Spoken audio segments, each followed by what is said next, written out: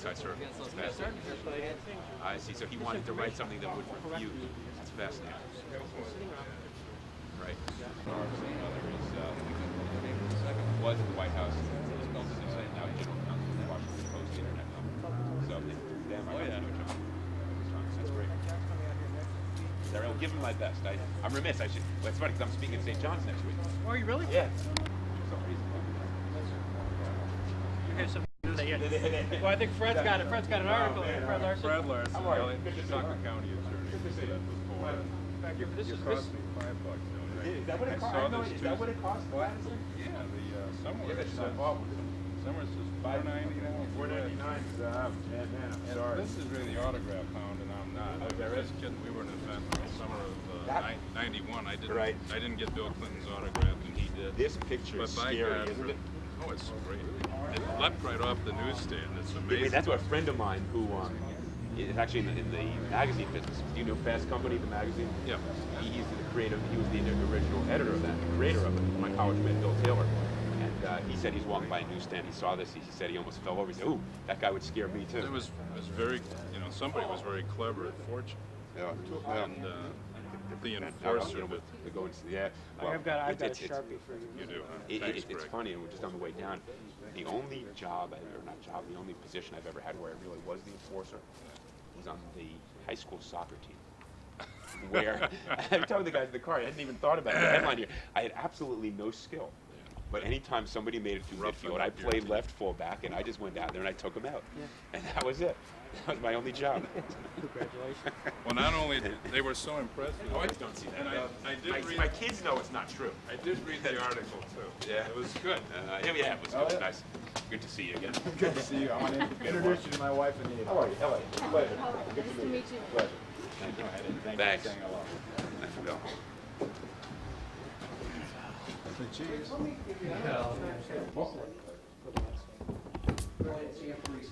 Oh, it's George Rail. Pleasure to see you. This is my wife Cindy Peters, Eliot Spitzer, Hi. Betsy Shepard. Pleasure. Mr. Chairman. Good to see you. Good to see you. Hi, Mayor. You know some of these guys. How you doing? You just say hello Sure, to us. absolutely. You've got to start. I don't think The I've seen assembly. you since you were here. Talked on the phone since then. We talked outside. There we go, yeah. John Hill, right? Good to see you. Good to see you. Things going well? Good.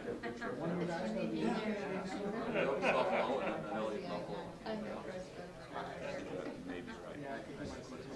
Are you getting them?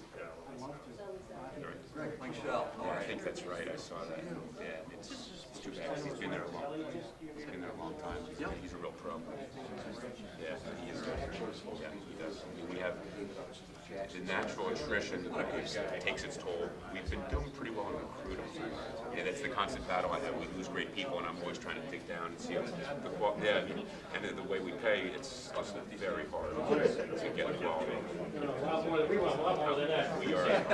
We are at a competitive disadvantage. That is down in New York City in particular. We pay a treatment guys $40,000.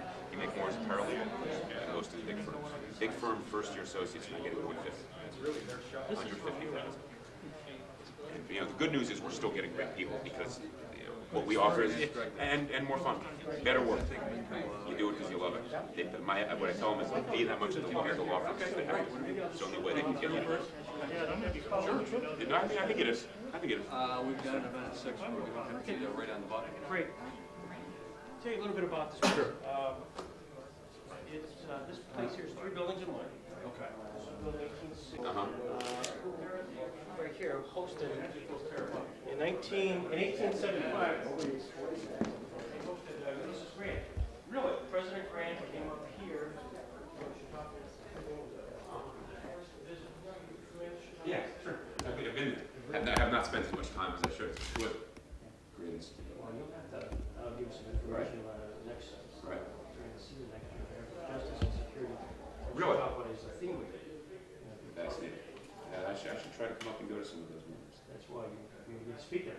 Right. Well, it'd be nice to go and just listen sometimes. Yeah. That's something I miss doing. Oh, absolutely. But anyways, Ulysses Grant came up here, right. And he was not a teetotaler. Right. And Chicago gets a teetotaler place, and so as a result, he came over here Came to. here, they have a few pops on his way.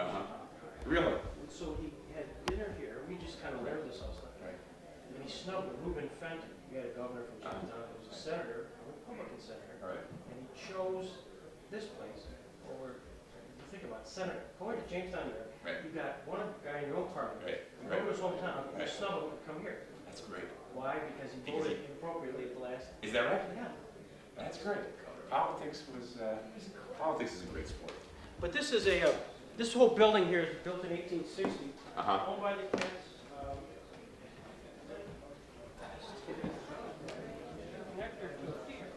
Go ahead, Jim.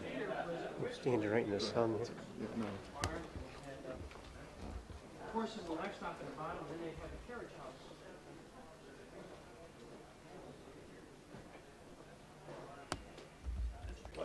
Have you told them the history of this house, Greg? We went through, and in fact, up here, Eliot, if you look at the top of the keyhole, you see the K, that's for the Kents, which is the Right. Alonzo Kent folks. Right. So this mirror in this place really dates back to the turn of the century. Right.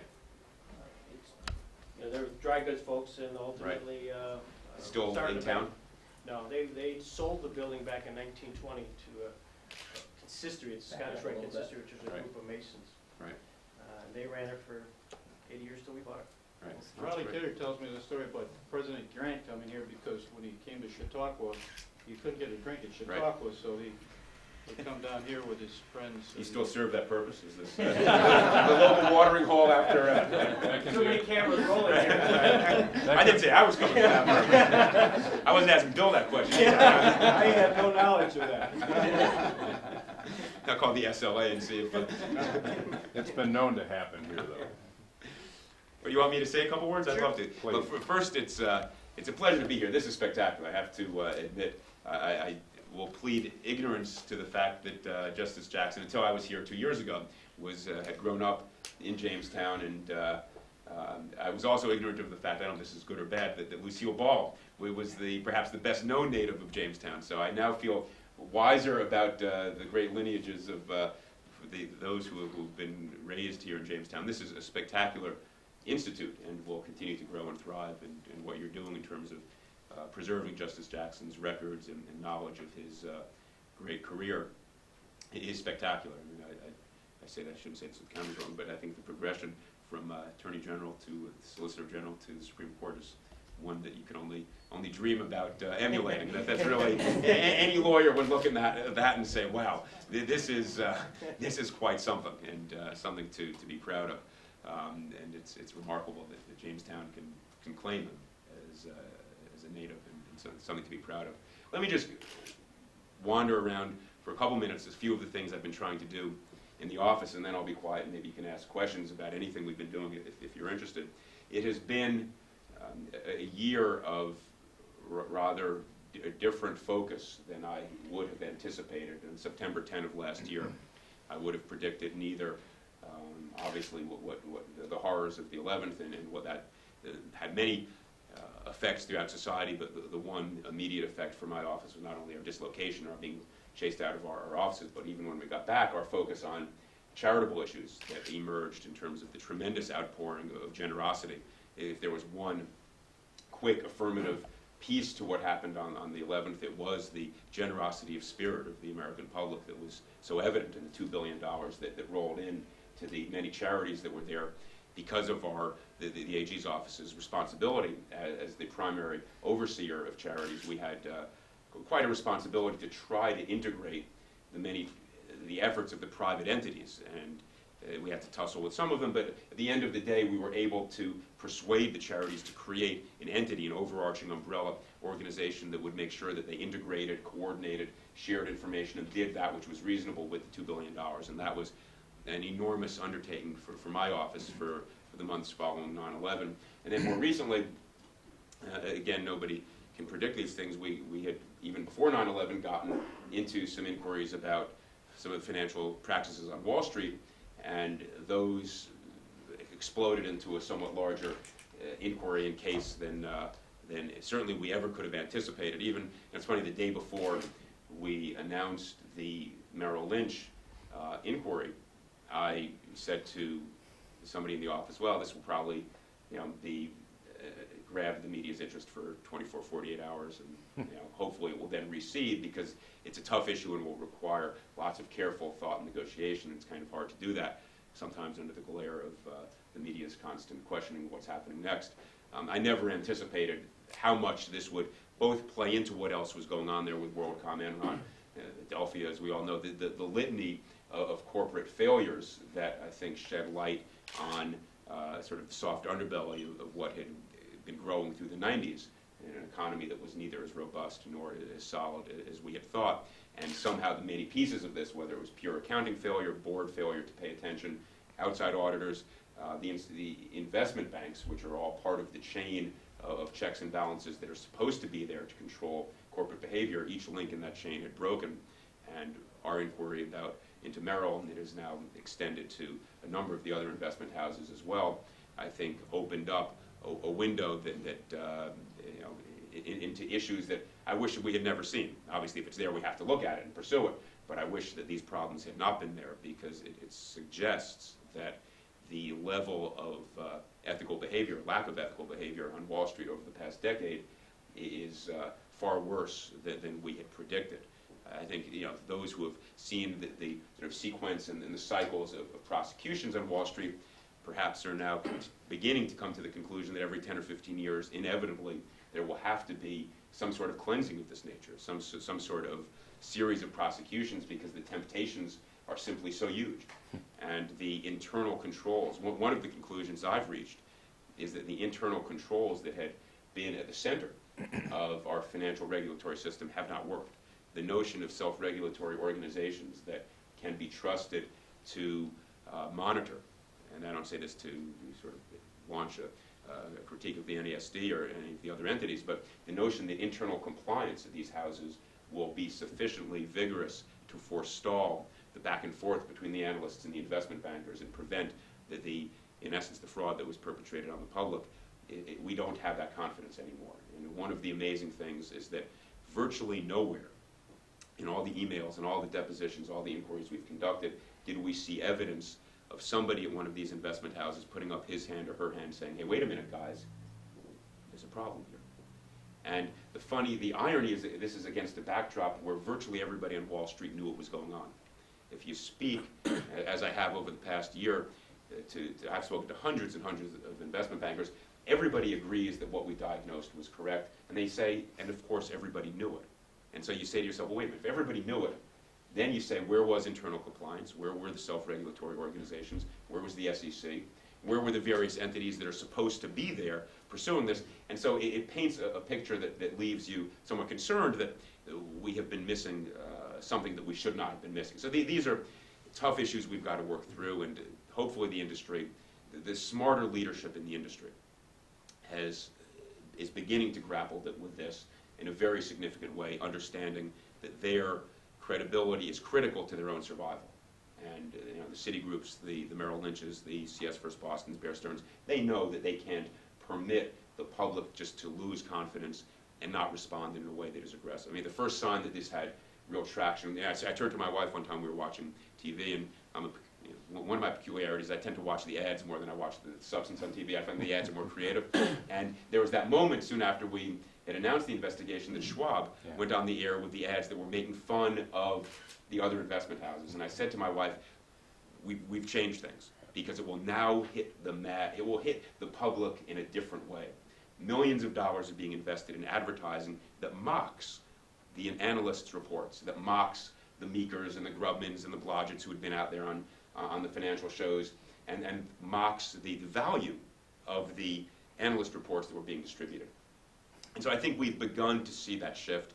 The investment houses are changing their behavior, coming to us as much as we're going to them saying, you got to do this, that, and the other thing. They're coming to us saying, well, if we do this, will it help? Will we, they're saying, stop your investigation in return, which I'm obviously not willing to do. But at least there's a dynamic now of discussion of significant change in the financial world, which I think is healthy and necessary, and suggests that maybe we will make some progress. But it has been an absolutely fascinating undertaking, and half my friends or investment bankers have for lawyers who represent them. So it's, we don't get invited to as many dinner parties as we used to. But that's a small price to pay. I think what we've done is right and is designed to protect those who need it, which are the small investors who are not privy to what really goes on in Wall Street. And there was one article. There was an article by Alan Abelson in Barron's that I've never met him, never spoken to him. So if he ever hears I've said this, I hope he doesn't take it the wrong way. But it bothered me more than anything else that was written, because the point of his article in Barron's was, well, everybody knew you shouldn't trust the analysts anyway, so who cares about this investigation? There was sort of an elitism and an arrogance to that article that bothered me deeply, because the Merrill Lynch's and the Solomons and the CS vs. Boston's marketed their research out on Main Street throughout this country and put the full integrity of their institutions behind the notion that you could trust it.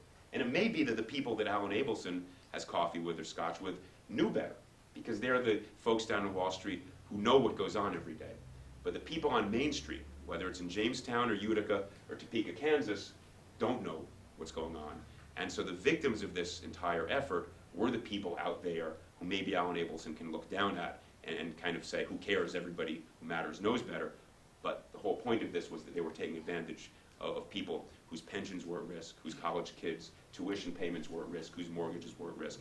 And the value that was lost because of this was enormous. Now, look, we all know not all the deflation of the bubble results from miscommunication and fraud. The bubble was going to deflate anyway.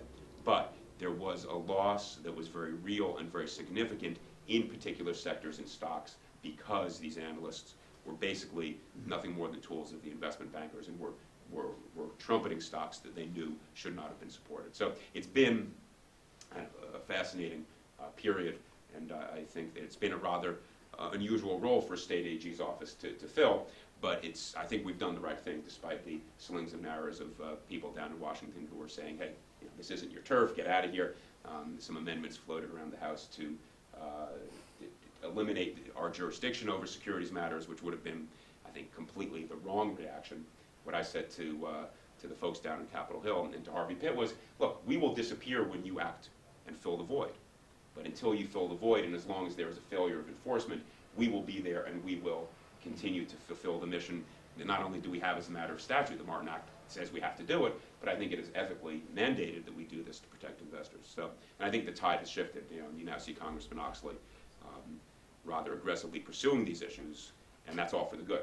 The more in there, the merrier, as long as at the end of the day, hopefully there will be some coherence to what happens in the financial markets in terms of the regulatory framework. Let me stop there. As you can see, let me just recognize one person, your great assemblyman, who is a gem in Albany. He is, you should be awfully proud of him, a voice of reason.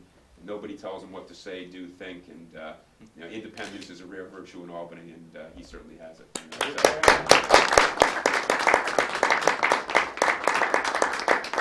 Read it, Bills. Eliot, the Regas family has some small connection to Jamestown. Would you be willing to comment on the approach you've taken with the securities industry and the concerns you've had with corporate America versus the parading of a 70-some-year-old John Regas in handcuffs to an arraignment by the federal government? Yeah, I'm not a big fan of perp walks. I just don't think it's necessarily the right way to proceed. We have, when people are convicted, then public will pass judgment and indictment. I'm not shy about announcing facts, as I did with Merrill, when facts need to be disclosed, but I don't think it's always the right thing to do to sort of focus on an individual and try to publicly shame and discredit and drag the individual through the mud. I'm not going to comment on the facts of that case. It's not one I'm pursuing. Other prosecutors are. The time will tell, and we'll get a result. But I'm not a huge fan of perp walks. And I think this is a point I've tried to make. We are trying both to change the practices of the industry, practices that I think have to be changed to protect the investing public, bring those who are individually accountable to justice, which is something that will happen over time, but also not jeopardize the stability and integrity of the financial markets, which is something we've got to be careful about. Not I individually, but certainly in aggregate, we have to be careful. The Citigroups, the Solomon Smith Barneys, the Merrills, they are an essential part of the economic fabric that we have, and the capital formation role that they play is critical. It's not that I necessarily subscribe to a too big to fail policy, but you certainly have to think awfully carefully about how you handle some of these institutions before you quickly and too glibly pursue them in a criminal way that could jeopardize their stability. I've said before, I think we could have convicted Merrill Lynch of criminal acts. And theory of criminal liability, corporate criminal liability being what it is, I think we could have proved it up the ladder appropriately, but I'm not sure that was the appropriate balance of outcomes in terms of what we were seeking to do. And some will disagree. Some have said we should have, but that there are sound differences of judgment there. See, Mark snuck in quietly. I won't let him do that. Mr. County Executive, it's great to see you.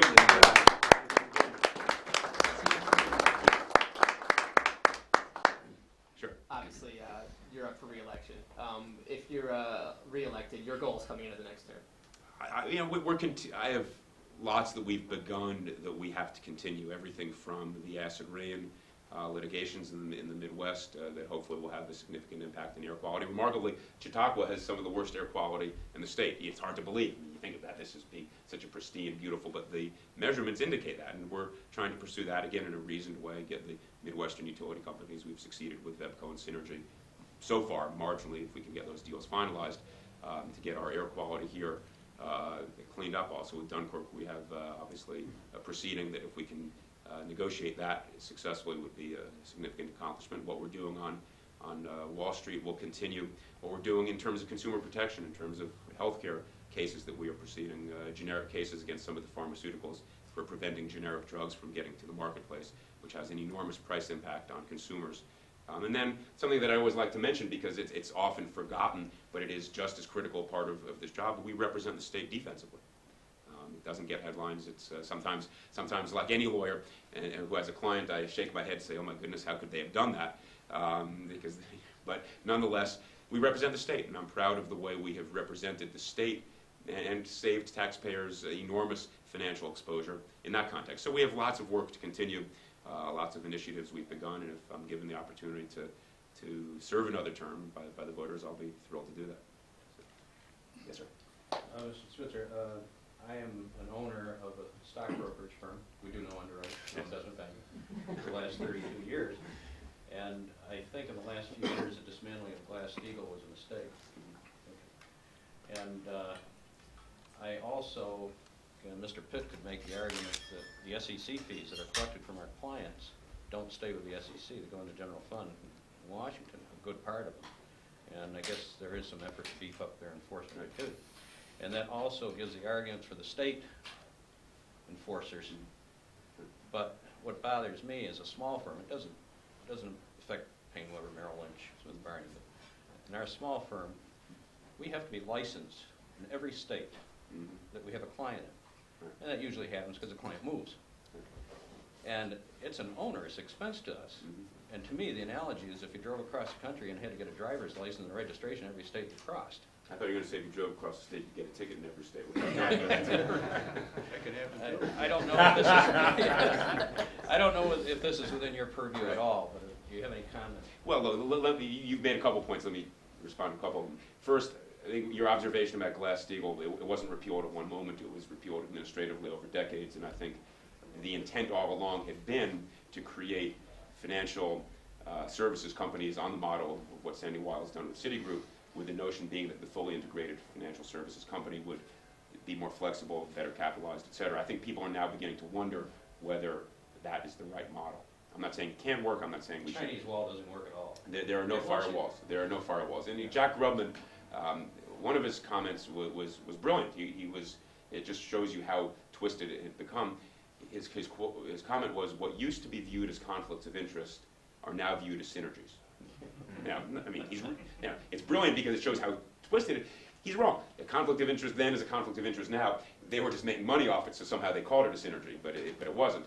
So you're right. There's a real issue to be dealt with, and whether it's dealt with by the SEC, Congress, settlements, and individual enforcement actions, we have to wait and see. So I think you're right about that, and there's going to be a lot of rethinking, and a lot of people at this point still quietly are saying, gee, what have we created? Does it work? Is it right?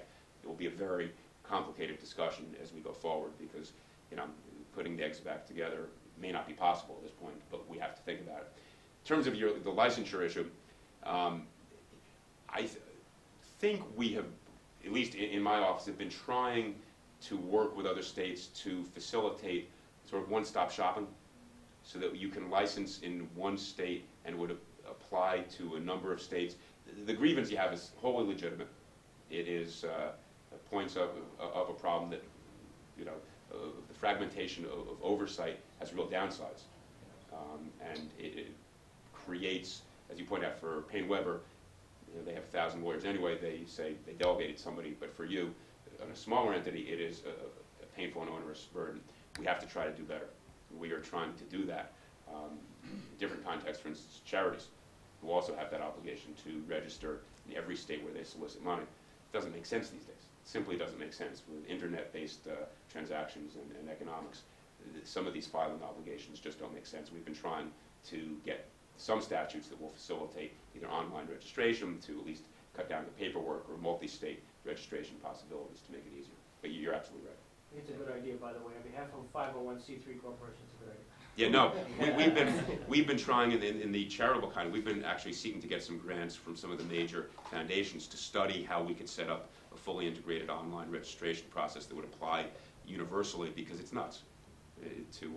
Especially you have an online, you can now receive funds over a website. So therefore you're in essence soliciting in 50 states. What does that mean? You have to register in every state, we have to deal with this at some point, hopefully. Yes, sir. Your investigation has pointed out some of the problems in the investment banking world, and other investigations have focused on accountants Right. and places perhaps where they've dropped the ball. But you hear very little about the private bar. Right. I'm a lawyer, and I'm always curious as to how my kinfolk who work in those fields have managed to avoid scrutiny as well We're as supposed they to have. talk about lawyers making Yeah. mistakes. No, it's What's your comment on I actually the bar, did. and what kind of report card did you I get? actually, they're just almost as bad as the accountants. You know, although maybe not as bad. We haven't seen anything where there was straight fraud signed off on yet. But I actually include, you know, when I go through the whole litany of those who are at fault, it includes the board, the CEO, the board, the audit committee, the accountants, the lawyers, and institutional shareholders. Institutional shareholders also have failed to live up to their mandates, their equities, their money. They're the ones who are supposed to say, hey, we're at risk, operate properly. Lawyers haven't done their bit either. We've been more than too happy to paper over transactions and go along with transactions that were, if not shams, pretty darn close. And oddly, John Edwards is beginning to talk about it. And I'm not sure, there may be others as well. I mentioned him only because one of the days I was down testifying before the Senate, one of the Senate committees, he was making the point that he would like the ethical obligations of lawyers to mandate that where a lawyer sees an ethical problem with a transaction, there be an affirmative duty to go to the board, even if the CEO fails to respond. And so he's trying to reemphasize that our fiduciary obligation goes to the corporate entity, not to the CEO. So I think you're right. It's something that will receive greater scrutiny. You know, again, I'm not sure I want to be Vincent and Elkins right now, not knowing fully what they did with Enron, but nonetheless, I think that they're probably re-examining those trends. We did see it a little bit actually in the S&L crisis. Remember about 10 years ago, the S&L crisis, there had been a number of transactions that were problematic. Back then, of course, there was aiding and abetting liability, which has been eliminated by some of the statutes. So it was easier back then to go after accountants and law firms. One of the unfortunate limitations, I think, that came out of the securities law amendments about 10 years ago was that aiding and abetting liability was eliminated, so some of the theories against accountants and lawyers, it probably helped to force the outside lawyers and accountants to question their clients a bit more aggressively. Those limitations are now gone. So.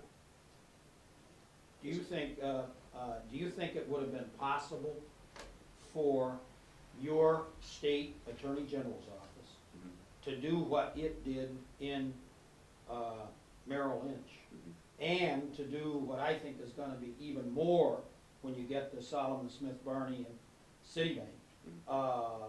Do you think that would have been possible if the SEC staff and their counsel and the Southern District's U.S. Attorney's Office with their manpower and their duty, their charge, if they had done that even, I won't use the word adequately because you'll answer it wrong. Do you think that if they So had there's a done, leading question. yeah, if they had done it, if they had done their Minimally. job, Minimally. yes, No. I mean, the answer is... you would not, you No. would, I wouldn't have tried, and I would think it would have been viewed as overreaching and inappropriate. I think the only reason there was a tolerance for our involvement is because everybody understood that nobody else? nobody else was stepping in. And the first reflexive response was from the SEC and some of the congressional committees was, hey, you shouldn't be doing this, to which my response was, well, who is? Right, no, And I said to them back then, I said, if you were doing it even minimally, then I wouldn't get into this turf. And there wouldn't have been any tolerance for our involvement. It would have been viewed as, rightly viewed, as either grandstanding or superfluous or wasteful. But because they were nowhere, then it gained not only credibility and legitimacy, but a certain degree of urgency. And so that's why we did it. also, did you know personally or departmentally that the account officers in Merrill Lynch and in Solomon Smith Barney actually had made personal investments in the off-book limited partnerships of Enron at the time you had cranked up your discovery? Well, it's a compound question, but the answer is no. You didn't know it? No, I did not know that. That's interesting to you now? Oh yeah, oh look, all this stuff is fascinating. Look, you know, one thing that's a reality is we have 15 lawyers total in our Investor Protection Bureau. So every day we are making triage decisions, and I have a list as long as my arm of issues I would like to pursue if we had the capacity to do it. The SEC has 1,000 lawyers. Right. And I agree with, I think it was your point about your fee is going to the SEC and they're needing additional resources to properly fulfill their role, which is true. But one thing that I bridle at is the notion that they couldn't do it because they didn't have resources. They could have done it. I don't think they had the will at that time to examine and peel back the onion to find what was under there. There are a slew of conflicts that are still there and improprieties, and I'll give you just one, which has gotten the issue of IPO allocations, Yeah. where there is a very serious question in my mind about the propriety of a corporate CEO accepting hot stock allocations because he has offered them because his company doesn't underwriting or any investment banking work with the investment bank. Yeah. It seems to me that that is straightforward theft of a corporate opportunity. You could call it commercial bribery. It is a transfer that, put it in a different context, if the store manager at Walmart were offered $100 to put sneakers in a different place on the shelf, we'd all say, yeah, that's commercial bribery, you can't do that. We'd take them over to the DA's office, rack them up, and take them away, right? It's no different when my company's doing investment banking work at investment bank X, and because I'm generating $10 million in fees for them, they give to me individually, not to my company, but give me individually access to IPO shares that net me $2, $3, $4 million. Mhm. Looks different, smells a little different But it's the same. initially, but it's the same thing. And so I think you may see some action on that pretty soon. Last question. Yes.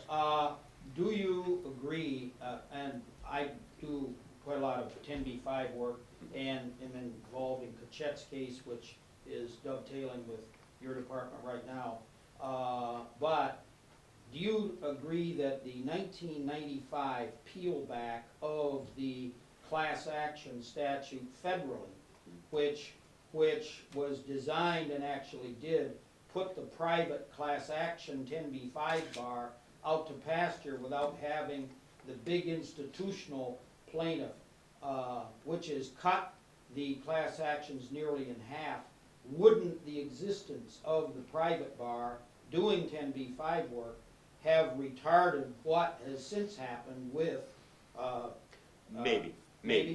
And the reason I say maybe is because class actions usually are filed only after information about the impropriety comes out, which is predictable and what you expect. I think the regulators were the ones who probably would have brought this stuff out, should have brought this stuff out sooner. And so I think it's more a regulatory failure. I happen to believe that there is, that's why I mentioned aiding and abetting liability. I think that in particular was an area where reducing aiding and abetting theories relieved some pressure on accountants and lawyers. and permitted them to get more comfortable signing off on behavior that otherwise would not have been acquiesced to. All right, well, thank you all. This is a spectacular spot, and I appreciate it. A year late. But I got it. Now we got the shirt. All right. That may work better. It's a friend of you. That would be good. Yeah, it works, right? I'm here for you. So I'll have to set for sure. By the way, my son now is a sophomore in principal. Oh, is that right? Yeah. No kidding. Tomorrow he has his I first guess, I was class of 81. 81 and 76. Oh, is that right? Man, how do you have a full head of hair? This is It's a miracle. genetic. That's great. No. I love my years there. I got to tell you, I absolutely love my years there. Just, I have 3 kids, 3 daughters, 8, 10, and 12. And if I can somehow get them, When did Greg? okay?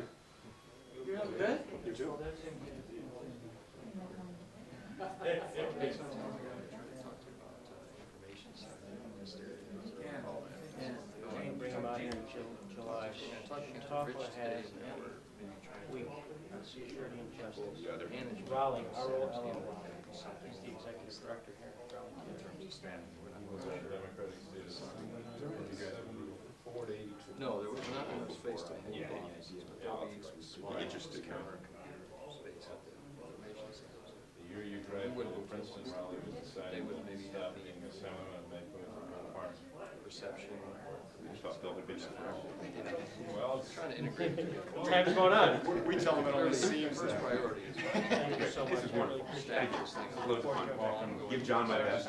I will, See him next call. week, right? Yeah. I mean, we're going. Assuming he's dead, assuming he's at St. John's today. Earlier. Thanks for coming out. My pleasure. Thank you. Good to see you. As we continue. Nice. Thanks Good so luck. much.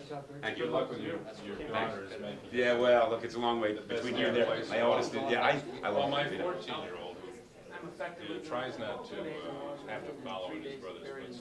Right. One thing that he's already told me is he thinks he'd like to go to Princeton. Is that right? So that's one thing. There's no